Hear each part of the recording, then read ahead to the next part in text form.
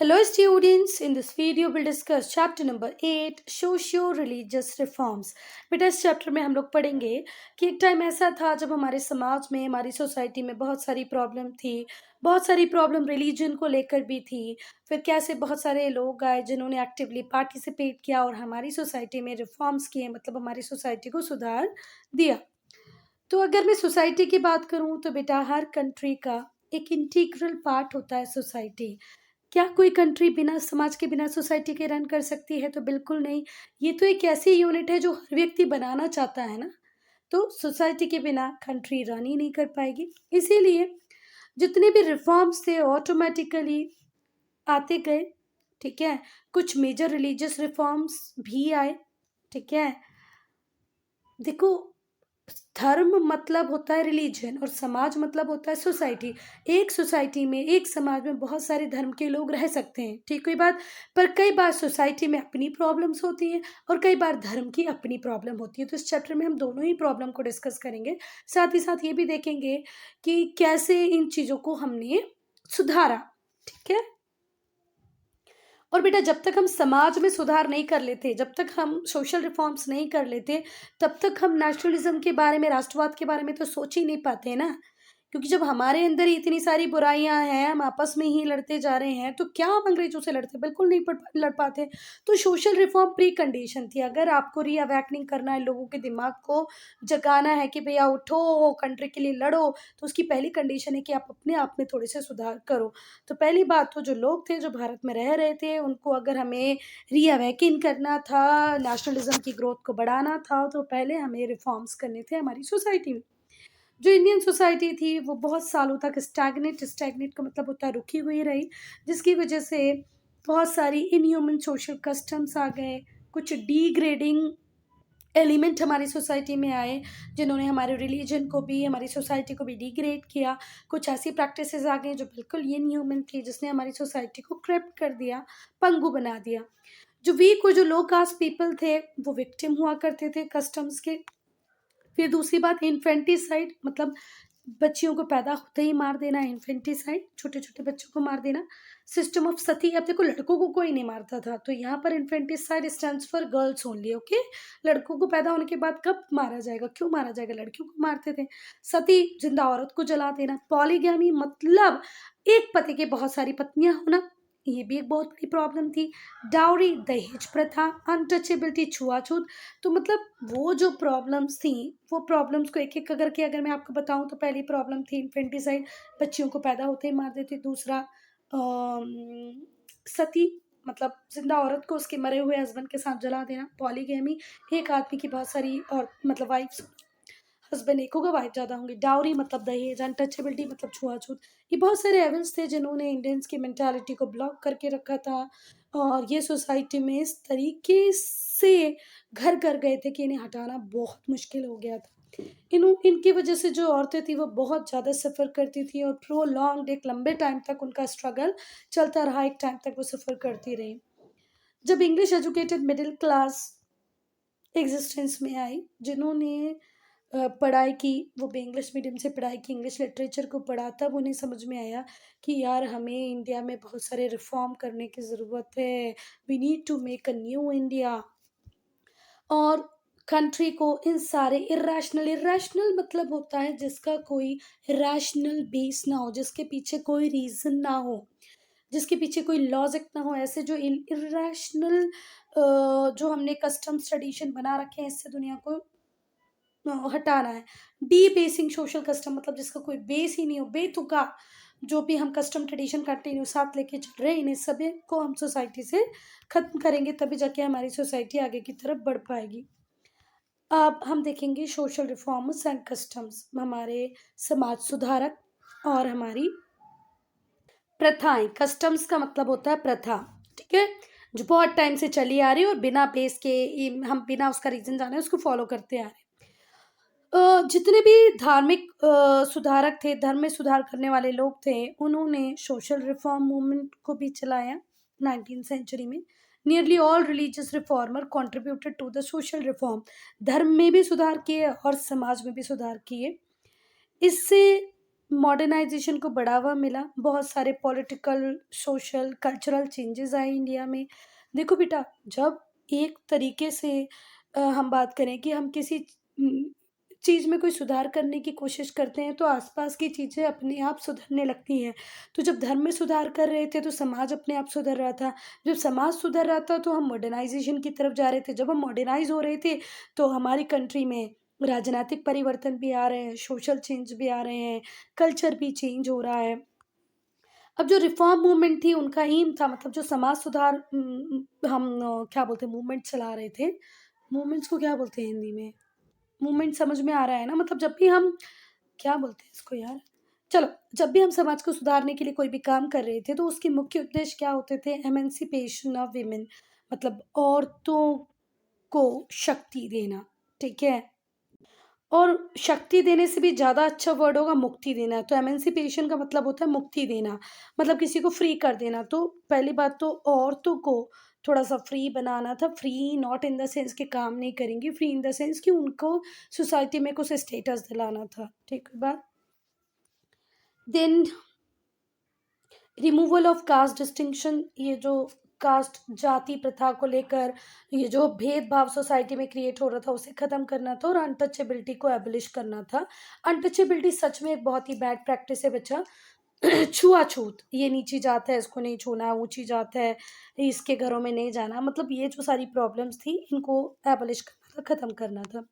पहले हम पढ़ेंगे औरतों को कैसे मुक्त कराया। तो जब मिडेवल इंडिया था, तब हमने देखा कि बहुत सारे फॉरेन कॉन्क्वेस्ट हुए, जिसकी वजह से जो औरतें थी, उनका स्टेटस इंडियन सोसाइटी में डिक्लाइन हो गया। जब कनकरर्स लाइक मुस्लिम, इन्होंने इंडिया को इन्वेड किया, तो ये अपने कल्चर को इंडिया में ले आए। और इनका कल्चर था कि औरतों को घर की बाउंड्रीज में, फैमिली के अंदर ही रखना। It was not the culture of India, पर ये इनका कल्चर था कि औरतों को बांध के रखना है, पूरी तरह कवर करके रखना है, बस फैमिली में ही औरतों को रखना है, इसके अलावा कहीं नहीं रखना है। तो ये इम्पैक्ट इंडियन सोसाइटी पे भी आया। She acted as mere caretaker of the family, बस औरतें केयर टेकर रहेंगी फैमिली के, इनका फैमिली में कोई इम्पोर्टेंट प्लेस नहीं रहेगा। जैसे हम एक मेड को रख लेते हैं ना, सबके खाने पीने का ध्यान रखेगी, सब लोगों को टाइम टाइम पे जो भी नीड चाहिए उसको पूरा करेगी, तो औरतों की पोजीशन समहाउ वैसे ही करके रख दी। किसने? मुगल्स ने। मुस्लिम इन्वेजन के बाद ऐसे ही हुआ। तो शी वाज नॉट लाइक कि ये इम्पोर्टेंट मैटर है, शी वाज लाइक कि केयर टेकर है।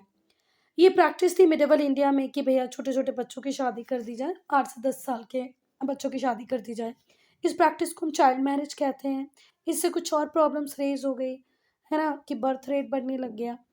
देखो, अब छोटे बच्चों की आप शादी कर दोगे, आज 21 ईयर के लड़का 18 साल की शादी करते हैं, तो 1-2 साल बाद जब इनके बच्चे होते हैं, पर जब आप 10-12-15 साल के बच्चों की शादी कर दोगे, तो 16-17 साल में वो पेरेंट्स बच जाएंगे, फिर उनकी सेकेंड जनरेशन और जल्दी आ जाएगी। तो इस तरीके से बर्थ रेट बहुत ज़्यादा बढ़ गया था, ठीक है, हमारी पॉपुलेशन ग्रोथ बहुत ज़्यादा हो गई थी। और जब छोटी छोटी बच्चियां जो खुद अभी ज़्यादा मेच्योर नहीं है, ज़्यादा समझदार नहीं है, जिनकी खुद की बॉडी उतनी कैपेबल नहीं है, वो अगर बच्चों को जन्म देंगे, तो obvious सी बात है उनकी हेल्थ पर बहुत बैड इम्पैक्ट आएगा। तो औरतों की हेल्थ बहुत ज़्यादा बैडली हार्म हो रही थी। रिपीटेड प्रेगनेंसी, एक के बाद एक के बाद, कम से कम उस टाइम जिसकी हम बात करें, उस टाइम 5 6 7 बच्चे तो नॉर्मल होते थे, 10 बच्चे तक नॉर्मल होते थे। तो रेपिटेटिव प्रेगनेंसीज की वजह से उनकी हेल्थ खराब हो रही थी। मोर्टालिटी रेट बहुत ज़्यादा था। मोर्टालिटी रेट का मतलब होता है, जब डिलीवरी हो रही होती है, जब बच्चा पैदा हो रहा होता है, उस टाइम में अगर औरत जो बच्चा डिलीवर कर रही है, या जो बच्चा जिसको डिलीवर किया गया है, उन दोनों में से किसी की डेथ हो जाती है, तो उसे क्या कहते हैं? Mortality rate. तो मोर्टालिटी रेट वीमेन और चिल्ड्रन दोनों का ही बहुत ज़्यादा हाई था। बच्चे भी पैदा होते से बहुत सारे मरते थे, और औरतें भी बच्चे पैदा करते टाइम बहुत मर जाती थी। क्यों? क्योंकि जो रेपिटेटिव प्रेगनेंसीज हैं, जो बहुत छोटी एज में उसे माँ बना दिया गया है, उसकी वजह से उसकी हेल्थ अच्छी नहीं थी। ये है विडो एमुलेशन, मतलब एक मरे हुए आदमी के साथ जिंदा औरत को जला दिया जाना। छोटा मोटा भी हमें जलता है बेटा, तो इतना दर्द होता है, तो सोचो क्या होता था। जो औरतों की कंडीशन थी बहुत खराब थी। उन्हें कहा जाता था कि भाई चलो सती को एम्ब्रेस कर लो, खुशी खुशी जाओ और सती हो जाओ, ठीक है। Then be subjected to immense restriction and torture in the hands of society. It's better कि आप एक बार में जल के मर जाओ, क्योंकि तुम विडो हो तो हो सकता है तुम्हें सोसाइटी में बहुत सारे रेस्ट्रिक्शंस के साथ रहना पड़े, है ना?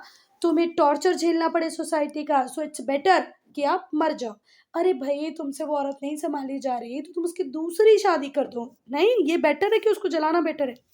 जो राजपूत वाइफ्स होती थी वो अपने आप को खुद जला लेती थी। इवन जब उनके हस्बैंड बैटलफील्ड में लड़ रहे होते हैं ना, तब भी वो, तुम लोगों ने वो मूवी देखी होगी ना, घूमर घूमर घूमर घूमर, क्या नाम है उसका, दीपिका पादुकोण वाली, उसमें वो लोग जौहर कर लेती है ना, अलाउद्दीन खिलजी जिसमें दिखाया है। तो वैसे ही जो राजपूत औरतें थी उनमें तो ये आदत थी कि अगर उनको लगने लगे कि यार कोई बैटल ऐसा होने वाला है जिसमें उन लोगों की साइड में हार होगी, तो वो पहले ही जौहर कर लेती थी। Save their honour from being raped and tortured by enemy. अच्छा हाँ, वो जौहर क्यों कर लेती थी, उन्हें पता था कि अगर हमारे हस्बैंड हार जाते हैं तो हम अ, जीती हुई पार्टी के सामने जाएंगे, फिर वो लोग हमारा रेप भी करेंगे, हमें टॉर्चर करेंगे। तो इससे बेटर है कि उन सोल्जर्स के हाथों से टॉर्चर होना, रेप होने से बेटर है कि हम जौहर कर लें, रादर देन कि वो लड़ने को तैयार हो, वो मरने को तैयार हो जाती थी। ये राजपूत औरत है जो कि क्या परफॉर्म करने वाली, जौहर। एक बड़ा सा कुंड बनाया जाता था जिसमें आग जलती रहती थी और ये औरतें ऐसे कूद कर उसमें मर जाती नहीं, जल जाती नहीं। जो बच्चियाँ होती थी ना बेटा, छोटी छोटी लड़कियाँ, उन्हें सोशल लिबर्टीज नहीं मिलती थी, उन्हें फॉर्मल एजुकेशन नहीं मिलता था, उन्हें पढ़ाया लिखाया नहीं जाता था। उनसे कहते थे चलो स्पिनिंग करो, धागा सूत कातो, मतलब धागा बनाओ, खाना बनाओ, ग्राइंडिंग करो, पीसो, जो भी हाउस होल्ड कोरस होंगे, जो घर के छोटे मोटे काम होंगे, बड़े बड़े काम होंगे, आप वो करो। पढ़ने की कोई ज़रूरत ही नहीं है। फैमिली जो होती थी वो बच्चों की, लड़कियों के जन्म को श्राप की तरह देखती थी। कर्ष का मतलब होता है श्राप, श्राप की तरह देखती थी। ठीक है, और इसीलिए कोशिश करते थे कि लड़कियों को पैदा होते ही मार दिया जाए। इन्फेंटिसाइड मतलब बहुत छोटी लड़की को मार देना क्या होता है, इन्फेंटिसाइड। कई बार तो बिल्कुल जन्म के बाद ही मार दिया जाता था। और बड़े आश्चर्य की बात है कि इसमें से मैक्सिमम जो एवल्स थे वो हिंदू सोसाइटीज में थे। जैसे बुद्धिस्ट, जैन, क्रिश्चियन, ये बहुत लिबरल थे टुवर्ड्स विमेन। औरतों को लेके क्रिश्चियनिटी बहुत अच्छी थी, बुद्धिज्म बहुत अच्छा था, जैन्स बहुत अच्छे थे। ये सारे लेवल्स किस में ही थे, सिर्फ हिंदू सोसाइटी में थे।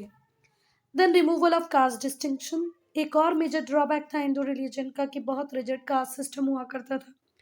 इससे इनइक्वालिटी थी, एनिमोसिटी थी सोसाइटी ड्वेलर्स में। अब यहाँ पर दो वर्ड हैं बेटा जिनका मीनिंग आपको जानना जरूरी है। इनइक्वालिटी का मतलब होता है असमानता, एनिमोसिटी का मतलब होता है बैर भाव या द्वेष की भावना रखना। मतलब क्या बोलेंगे इसको हम, लड़ाई वाली, शत्रुता का भाव रखना, शत्रुता,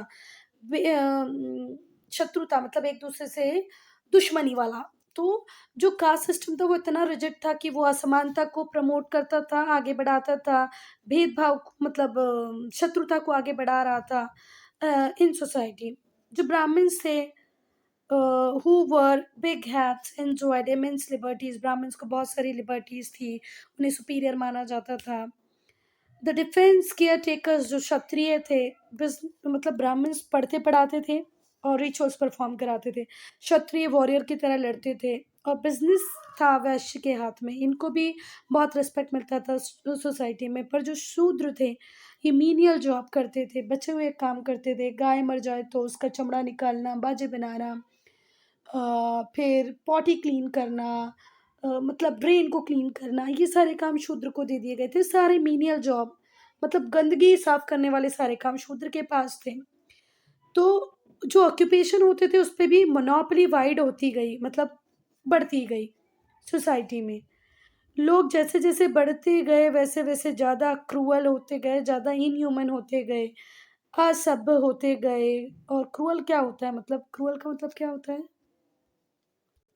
मतलब निर्दयी होते गए। इनह्यूमन मतलब ह्यूमन होता है मानव, तो अमानव होते गए। क्रूअल मतलब होता है, क्या होता है क्रूअल का मतलब होता है कि निर्दयी, मतलब जो जैसा लगे जिनके पास दिल ही नहीं है, ऐसे होते गए। Towards the other sections existing around them. देखो भाई, आपके आसपास जो लोग रह रहे हैं वो आपकी सोसाइटी का पार्ट है, तो आपको उनके साथ मिलजुल के रहना चाहिए। पर यहाँ पर हम देख रहे थे एक अलग ही सीन था। उनके साथ हम बहुत इनह्यूमन थे, बहुत क्या कहते हैं, क्रूअल थे। अब अनटचेबिलिटी के एबोलिशन को हम पढ़ेंगे कि भाई हमने ये जो छुआ-छूत था उसे कैसे ख़त्म किया। बहुत ही ह्यूमिलिएटेड सेक्शन था सोसाइटी का जिसे हम शूद्र कहते हैं। इन्हें अनटचेबल माना जाता था, ऐसा माना जाता था कि अगर हम इन्हें टच भी कर देंगे तो हम अशुद्ध हो जाएँगे, अपवित्र हो जाएँगे। एक बार इतना बड़ा व्यक्ति जिसने हमारे इंडिया के कॉन्स्टिट्यूशन को लिख दिया, इतनी पीएचडी की, कोलंबिया यूनिवर्सिटी में पढ़े, वो व्यक्ति डॉक्टर भीमराव अम्बेडकर जिसने हमारा कॉन्स्टिट्यूशन लिख दिया। जब वो छोटे थे ना बेटा तो उन्हें कार्ट में बिठाने को मना कर दिया था, बैलगाड़ी में, घोड़ा गाड़ी में लोग नहीं बिठा रहे थे। क्या बोल के कि भई क्योंकि जो भीमराव अम्बेडकर थे वो मेहर कास्ट से बिलॉन्ग करते थे और उस टाइम मेहर कास्ट अनटचेबल होती थी।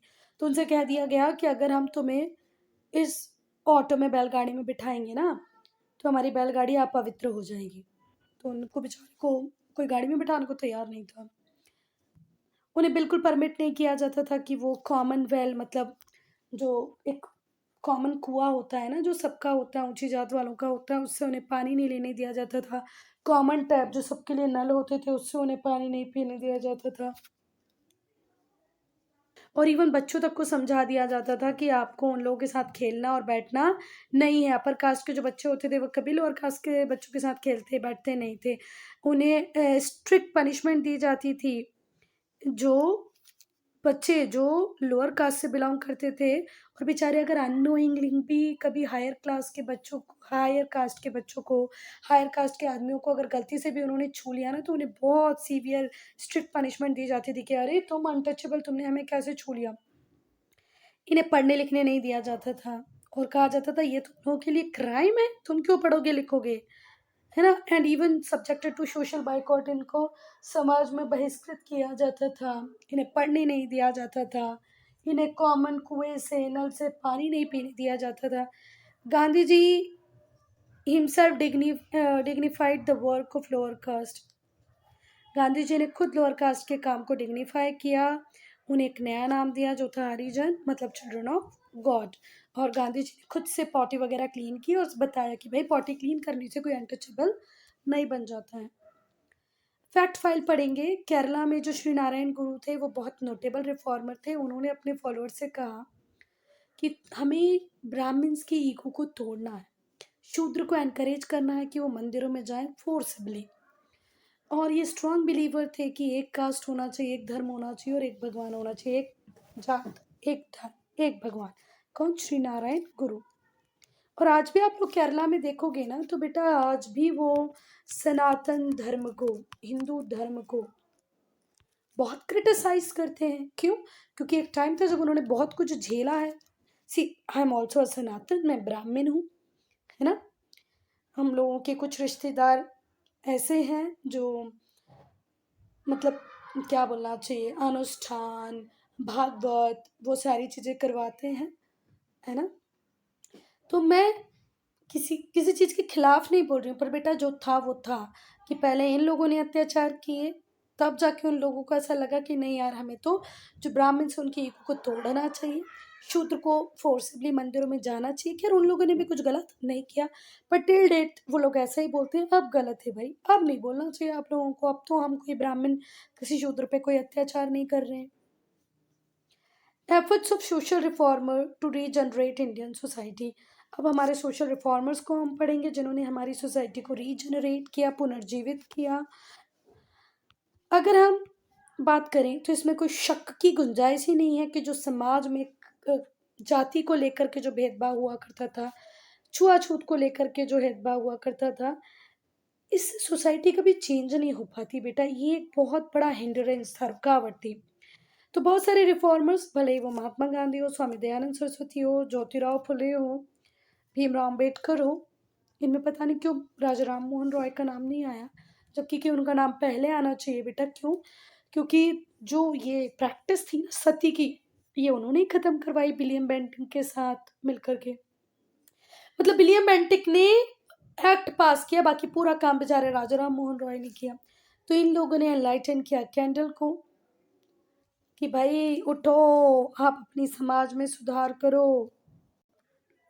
निराश हताश सोसाइटी में ये लोग गए, इन्होंने कैंडल को एनलाइटन किया और कहा कि भाई अपने घमंड अपने दम्भ से थोड़ा सा ऊपर उठो। महादेव गोविंद रनाडे इन्होंने प्रार्थना समाज बनाया, जिसमें कहा गया कि इंटरकास्ट मैरिजेस होनी चाहिए। अगर इंटरकास्ट मैरिजेस परमिट हो जाएगी बेटा तो आधा झगड़ा तो वैसे ही खत्म हो जाएगा। और इस तरीके से प्रार्थना समाज ने एक बहुत ही स्ट्रॉन्ग चैलेंज सोसाइटी को दिया, किसको, स्टबर्न जिद्दी हाई क्लास एलिमेंट्स, जो बहुत ही जिद्दी हाई क्लास ऑर्थोडॉक्स लोग थे ना, उनको बहुत बड़ा चैलेंज दिया इन्होंने। इंटरकास्ट मैरिजेस करवा के लोगों को प्रमोट किया कि भाई इंटरकास्ट मैरिजेस करो। Now Indian reformers and their movements. बेटा बहुत सारे आउटरीट लिबरल थॉट्स थे, थॉट रिफॉर्मर्स थे। Outright liberal thoughts of reformers मतलब जो हमारे समाज सुधारक थे उनके बहुत ही लिबरल थॉट्स थे, जैसे Raja Ram Mohan Roy, Veeresalingam, Mahatma Gandhi, Swami Dayanand Saraswati, Swami Vivekananda, Swami Paramahansa, Ishwarchandra Vidyasagar, Henry Vivian Derozio, Syed Ahmad Khan, Annie Besant, Vinoba Bhave, Pandita Ramabai, इन्होंने सोसाइटी में बहुत ही ट्रमेंडस ट्रांसफॉर्मेशन किए, मतलब सोसाइटी को बदल के रख दिया। जो रिजिड मेंटालिटी रिजिड माइंडसेट था ना, उसको उन्होंने चेंज करके रख दिया और कहा कि सोचो, कुछ नया करो। इसलिए इन्होंने वीमेन अपलिफ्टमेंट की बात की, क्योंकि अगर सोसाइटी का ओवरऑल डेवलपमेंट करना है तो वो बिना औरतों के डेवलपमेंट, बिना औरतों के अपलिफ्टमेंट के पॉसिबल नहीं है। अब हम इसमें से कुछ सोशल रिफॉर्मर्स को डिस्कस करेंगे। पहले हम डिस्कस करेंगे राजा राम मोहन रॉय को। तो जो राजा राम मोहन रॉय थे, ये समाज और धर्म दोनों में ही सुधार करने वाले हैं। ये ऑर्थोडॉक्स ब्राह्मण फैमिली में जन्म लिए थे, राधानगर वेस्ट बंगाल। वेस्ट बंगाल में राधानगर में इनका जन्म हुआ, वो भी एक ब्राह्मण फैमिली में। कब हुआ बेटा? 22 में 1774 में। इन्होंने बहुत बढ़िया एजुकेशन ली, सेक्युलर टेक्स्ट को पढ़ा।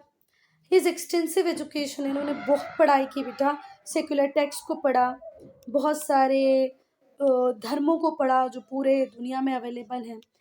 और बेटा इनका जो मेजर काम है वो इन्होंने औरतों के लिए किया। विमेंस राइट के ये चैम्पियन थे। इन्होंने पॉलीगैमी पे अटैक किया कि भाई एक हस्बैंड की एक ही वाइफ होनी चाहिए, ज़्यादा नहीं होनी चाहिए, क्योंकि इससे डिग्रेड होता है विमेन का स्टेटस, है ना। और फिर इन्होंने बोला कि जो विडोज हैं उनकी भी सोसाइटी में बहुत ही डिग्रेडेड स्टेट है। पॉलीगैमी के लिए उन्होंने मना किया, क्योंकि इससे जो औरतें होती हैं उनका स्टेटस बहुत ज़्यादा डिग्रेड होता है। क्यों डिग्रेड होता है? देखो, अ, एक हस्बैंड एक वाइफ रहेंगे, इक्वालिटी रहेगी। अब एक हस्बैंड की 3-4 वाइफ है, वो किसी पर भी कभी भी ध्यान नहीं देने वाला, क्योंकि उसे पता है कि ये नहीं तो मेरे पास कोई और है। फिर राजा राम मोहन रॉय बोलते हैं कि डिग्रेडेड स्टेटस विडोज का भी है, विधवाओं का भी है, ठीक है। तो विडोज की कंडीशन को भी इम्प्रूव होना चाहिए। उन्होंने औरतों के स्टेटस को बढ़ाने के लिए बोला कि राइट ऑफ इनहेरिटेंस दी जाए एंड राइट ऑफ प्रॉपर्टी दी जाए। अब इसका मतलब क्या है, ध्यान से सुनो। राजा राम मोहन रॉय ने कहा कि औरतों की कंडीशन ऐसे तो नहीं सुधरने वाली, पर इनके पास अगर प्रॉपर्टी होगी तो उस प्रॉपर्टी के सहारे ही उनका हस्बैंड उनका ध्यान रखेगा, ठीक है। और दूसरी बात सुनो, पापा की प्रॉपर्टी में भी लड़की को राइट होना चाहिए, जैसे हस्बैंड को लगे यार इसके पास इतनी प्रॉपर्टी है, मैं इसको थोड़ा तो झेल ही लेता हूँ। थोड़ा सा फर्क तो पड़ेगा बेटा इस बात से, झेलने की बात नहीं है। वो जितना उसे परेशान टॉर्चर कर सकता था वो उतना नहीं करेगा उस प्रॉपर्टी के लिए। फिर दूसरा, उसे ये भी कहा गया राजा राम मोहन रॉय ने कि जिस औरत को परेशानी है अपने हस्बैंड से, या जो हस्बैंड अपनी वाइफ से परेशान है, तो वो अलग हो सकता है उससे, उससे अपनी आधी प्रॉपर्टी देख के। तो हस्बैंड को ये भी लगने लगा कि अरे यार, अगर मैं औरत से झगड़ा वगड़ा करूंगा तो मुझे इसको अपनी आधी प्रॉपर्टी देनी पड़ेगी। तो ये बहुत अच्छी सोच थी राजा राम मोहन रॉय की कि इन्हें प्रॉपर्टी और इनहेरिटेंस दे दो, तो इनका स्टेटस ऑटोमेटिकली सुधर जाएगा। अगर हम सोशल रिफॉर्मर्स की बात करें तो इन्होंने एक सिरे से नकार दिया कास्ट डिवीजन को। इनका मानना था कि कास्ट पास कुछ होता ही नहीं है। ये यूनिवर्सलिज्म की बात करते थे, यूनिवर्सलिज्म लव की बात करते थे। बेस्ट एग्जाम्पल है क्रूसेड अगेंस्ट सोशल एविल। इसलिए तो इन्होंने समाज में, क्रूसेड का मतलब होता है धर्म युद्ध, इन्होंने धर्म युद्ध छोड़ दिया समाज की बुराइयों को लेके। धर्म युद्ध छेड़ दिया, नॉट छोड़ दिया। क्रूसेड का मतलब होता है धर्म युद्ध। इन्होंने धर्म युद्ध किया समाज की बुराइयों के खिलाफ लड़े, ठीक है। और इनकी जो लड़ाई थी, जो सती के खिलाफ इन्होंने की, वो तो कमांडेबल थी। जब Hindu petition to parliament to withhold Bentinck action, देखो विलियम बैंटिक ने बोला कि नहीं चलो सती तो बैन हो जाएगी, 1829 में सती को बैन कर दिया, पर हिंदूज ने पेटिशन लगा दी पार्लियामेंट में कि जो बैंटिक का डिसीजन है इसे हटाओ। फिर इन्होंने फिर से पेटिशन लगाई। देखो पहले क्या हुआ, राजा राम मोहन रॉय कोशिश करते रहे सती बैन हो जाए, सती के खिलाफ लोगों को बोलते रहे, पर लोगों ने नहीं सुना। वो विलियम बेंटिक से बात की, विलियम बेंटिक ने 1829 में सती बंद करा दी। हिंदूज लोग फिर पार्लियामेंट पहुंच गए कि ये जो डिसीजन लिया है बेंटिक ने गलत है, इसे रोक लो। फिर राजा राम मोहन रॉय ने लोगों को ऑर्गेनाइज किया, हिंदूज को ऑर्गेनाइज किया कि नहीं जो बेंटिक का एक्शन है बिल्कुल सही है।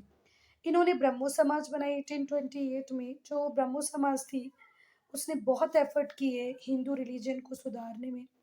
ब्रह्मो समाज एक जो थी वो एक सोशल रिफॉर्मर की तरह ही थी, जिसने एक्टिवली अपोज किया कास्ट सिस्टम को, ठीक है। क्योंकि जो ब्रह्मो समाज के मेंबर थे उन्हें किसी भी बिना डिस्टिंक्शन के एडमिट कर लिया जाता था, भले वो किसी भी जात के हों, किसी भी क्रीड के हों, उन्हें ब्रह्मो समाज में रोल मिल ही जाता था। ब्रह्मो समाज में वो इजीली आ सकते थे। इनका बिलीव था राजा राम मोहन रॉय का कि एक भगवान है, ठीक है। और ये हमेशा से इस बात के अगेंस्ट में रहे कि प्रीस्ट, ब्राह्मण, पुजारी जो प्रैक्टिस सेट करता है, कोई ज़रूरी नहीं है कि आप उसके हिसाब से चलो, आप अपना तरीका अडॉप्ट कर सकते हो। अब हम पढ़ेंगे वीर सलिंगम कंदुकरी को। जैसे राजा राम मोहन रॉय थे वैसे वीर सलिंगम भी थे, साउथ इंडिया में थे ये भी रिस्पॉन्सिबल हुए क्योंकि इन्होंने भी सोसाइटी में बहुत रेडिकल चेंजेस लाए, ठीक है। इन्होंने भी समाज को बहुत अच्छी दिशा दी। किसने? हमारे वीर सलिंगम ने। जैसे राजा राम मोहन रॉय थे नॉर्थ में, वैसे वीर सलिंगम काम कर रहे थे साउथ में। इन्होंने जिम्मेदारी ली कि भैया मैं सोसाइटी को चेंज करूंगा। इन्हें याद किया जाता है कि भाई तेलुगु में अगर रिनाइसेंस आया, पुनर्जागरण आया, तो उसके फादर, जैसे राजा राम मोहन रॉय को इंडियन रिनाइसेंस का फादर कहा जाता है, वैसे ही तेलुगु रिफॉर्म मूवमेंट का फादर कहा जाता है वीर सलिंगम को। ये ब्रह्मो समाज के प्रिंसिपल से बहुत इंस्पायर थे, ये सोशल रिफॉर्मर थे, इसलिए इन्होंने भी बहुत ज़्यादा जोर दिया कि भैया औरतों को भी मुक्ति मिलनी चाहिए, विमेन एमेंसिपेशन भी होना ज़रूरी है। 1880 में इन्होंने विडो रीमैरिज ऑर्गेनाइजेशन या विडो रीमैरिज एसोसिएशन बनाया। कब बना? 1880 में। इन्होंने पब्लिसाइज किया remarriage of widows. Not only did he publicise for the remarriage of widows, इन्होंने पब्लिसाइज कर दिया कि भैया और विधवाओं की शादी तो होना चाहिए। विडो जिसके हस्बैंड की डेथ हो जाती है उसे हम विडो कहते हैं। इन्होंने इनिशिएटिव लिया रीमैरिजेस के लिए भी। सिर्फ बेटा इन्होंने ये आइडिया ही नहीं दिया कि विधवाओं की शादी करवा दो, इन्होंने इनिशिएटिव भी लिए, कुछ विधवाओं की शादी करवाने की भी कोशिश की। ये दहेज प्रथा के खिलाफ, डाउरी सिस्टम के खिलाफ भी लड़े। इन्होंने स्कूल खोले, और इन्होंने स्कूल कहाँ खोला बेटा? धवलेश्वरम में। धवलेश्वरम, हो सकता है मैंने गलत लिखा, धवलेश्वरम में। कब खोले? 1874। बेटा हो सकता है मैंने हिंदी में गलत लिखा हो, पर इसको पढ़ोगे कैसे? धवलेश्वरम ही पढ़ोगे। इनके जो कोशिशें थी वो हमेशा जारी रहीं। इन्होंने अपील की कि भाई सोसाइटी में मॉडर्नाइजेशन होना चाहिए, सोसाइटी को प्रोग्रेसिव होना चाहिए, मानवतावादी उसकी अप्रोच होनी चाहिए, ठीक है। और इनका जो थॉट प्रोसेस था उसने आंध्र प्रदेश के लोगों के लाइफ को बहुत ज़्यादा इंस्पायर किया। इनके जो सतत प्रयास थे उन प्रयासों से मॉडर्न प्रोग्रेसिव ह्यूमनिस्टिक टोन आया। किसकी लाइफ में? आंध्रा में रहने वाले लोगों की लाइफ में। Veeresalingam is often considered as Raja Ram Mohan Roy of Andhra. तो यहाँ पे क्वेश्चन आएगा who is considered as the Raja Ram Mohan Roy of Andhra, तो क्या बोलोगे? वीर सलिंगम कंदुकरी। अब हम पढ़ेंगे बेटा सर सैयद अहमद खान को। तो जो सर सैयद अहमद खान थे वो भी आर्किटेक्ट थे मॉडर्न इंडिया के। इनका जन्म हुआ था 17 अक्टूबर 1817 में। मॉडर्न इंडिया के आर्किटेक्ट को आप राजा राम मोहन रॉय, सर सैयद अहमद खान, कंदुकरी वीर सलिंगम, कुछ भी बोल सकते हो, क्योंकि हर उस व्यक्ति ने जिसने सोसाइटी में रिलीजन में कुछ सुधार किया वो मॉडर्न इंडिया का आर्किटेक्ट था। इनका सबसे बड़ा अचीवमेंट था हमारे सर सैयद अहमद खान का, वो ये कि इन्होंने एक यूनिवर्सिटी ओपन की जिसका नाम था अलीगढ़ मुस्लिम यूनिवर्सिटी। इनका जन्म दिल्ली में हुआ था। इन्होंने सिविल सर्वेंट की तरह अपने करियर को स्टार्ट किया। 1857 का जब रिवोल्ट हुआ तो ये टर्निंग पॉइंट था सैयद अहमद की लाइफ का। ही clearly foresaw the imperative need for Muslims to acquire modern education। इन्होंने उसके बाद देखा कि भाई अगर मैंने मुस्लिम्स को मॉडर्न एजुकेशन की तरफ नहीं मोड़ा तो मुस्लिमों का फ्यूचर तो पूरी तरह खत्म हो जाना है। तो इन्होंने देखा कि बहुत ज़रूरी है, ये इम्पेरेटिव है कि मुस्लिम्स को भी मॉडर्न एजुकेशन दी जाए। बेटा सर सैयद अहमद खान ऐसे पहले भारतीय मुस्लिम थे जिन्होंने इंटेलेक्चुअल और इंस्टीट्यूशनल फाउंडेशन रखा मुस्लिम मॉडर्नाइजेशन का। मुस्लिम्स को आधुनिक बनाने के लिए जो इंटेलेक्चुअल और जो इंस्टीट्यूशनल फाउंडेशन था वो किसने रखा? सदर्न एशिया में सर सैयद अहमद खान ने। सर सैयद अहमद खान का एक बहुत बड़ा अचीवमेंट ये भी है कि उन्होंने अलीगढ़ मूवमेंट स्टार्ट किया जिससे मुस्लिम्स जागे, अवेकन हुए। जागना मतलब मेंटली जागे। इन्होंने स्कूल्स खोले मुरादाबाद में 1859 में और गाजीपुर में 1863 में। इन्होंने साइंटिफिक सोसाइटी भी बनाई 1864 में। ये लर्न कर लेना बेटा। मुरादाबाद में स्कूल खोला 1859 में, गाजीपुर में 1863 में, साइंटिफिक सोसाइटी बनाई 1864 में। जब Syed sir Syed Ahmad posted at Aligarh, जब वो अलीगढ़ में गए 1867 में तो वहाँ पर उन्होंने मोहम्मदीन एंग्लो ओरिएंटल कॉलेज बनाया। जब सर सैयद अहमद खान पोस्टेड हुए अलीगढ़ में 1867 में, वहाँ पर उन्होंने मोहम्मदीन एंग्लो ओरिएंटल कॉलेज बनाया जो बाद में अलीगढ़ मुस्लिम यूनिवर्सिटी के नाम से जाना गया। ये भी हिंदू मुस्लिम यूनिटी के बहुत बड़े चैंपियन थे। ये चाहते थे हिंदू और मुस्लिम को साथ मिलकर रहना। इन्होंने एक बार एड्रेस किया एक बहुत बड़ी गैदरिंग को गुरदासपुर में जनवरी 27, 1894 को, और इन्होंने वहाँ करा कि हिंदू और मुस्लिम क्या ये ऐसे लोग हैं जो इंडिया के बाहर से हैं? ये एक ही ज़मीन में रहते हैं, इसी ज़मीन में इनका क्रीमेशन होता है या किसी को घाट पे बहा दिया जाता है, किसी को जला दिया जाता है, किसी को बरी कर दिया जाता था। अगर आप इसी ज़मीन पे रह रहे हो, इसी ज़मीन पे मर रहे हो, तो दिमाग में रखो ना कि हिंदू और मुस्लिम सिर्फ रिलीजियस वर्ड हैं। हिंदू और मुस्लिम, क्रिश्चियन हो, जो एक कंट्री में रह रहे हैं वो एक कंट्री का पार्ट है, एक नेशन का पार्ट है। समझ में कितनी बड़ी बात की Hindus and Muslim.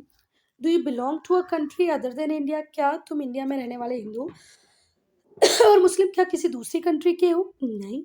Don't you leave on this soil? क्या तुम इस सॉइल में नहीं रहते? क्या तुम्हें यहीं दबा नहीं दिया जाता? क्या तुम्हें यहीं जला नहीं दिया जाता या घाट्स पे नहीं भेज दिया जाता?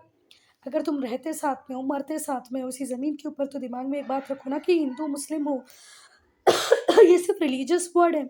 ऑल द हिंदूज, मुस्लिम और क्रिश्चियन जो इस कंट्री में रहते हैं वो एक ही नेशन का पार्ट है। बेटा हम एनी बीशन को डिस्कस करेंगे पार्ट 2 में।